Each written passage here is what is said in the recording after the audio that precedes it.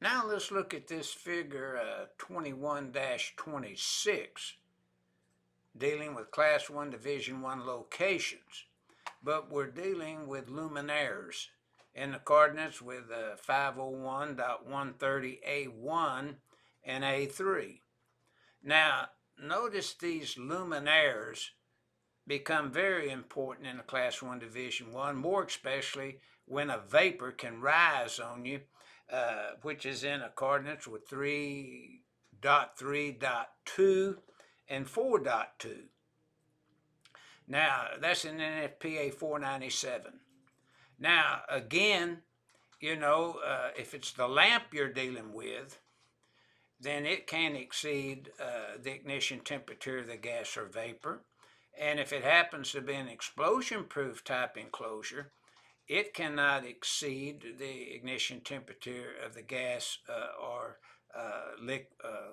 vapor, and it's the enclosure, the temperature that can't exceed the ignition temperature of the gas or vapor. Now, that's basically what you're reviewing here. You're reviewing 501.130A1, A2, and A3, basically. And, of course, depending on how they stem down, you may have to have a support.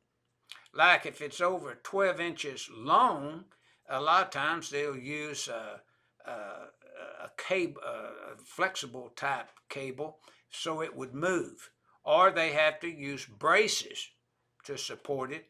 If it's down over 12 inches, basically, then we're going to have a support.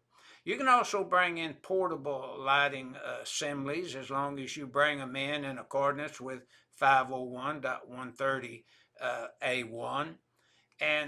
But basically it gives you either the lamp temperature or the enclosure temperature cannot exceed the ignition temperature or of the gas or vapor. So we use T-code letters on these fixtures. And T-code letters, are found in table 500.8C of the code.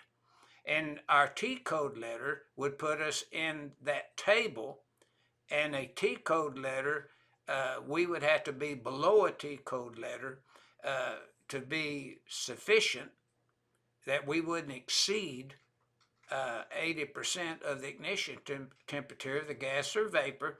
And of course, in the table, the 80% rule has already been applied with the T-code letter. So this is basically what this figure is illustrating.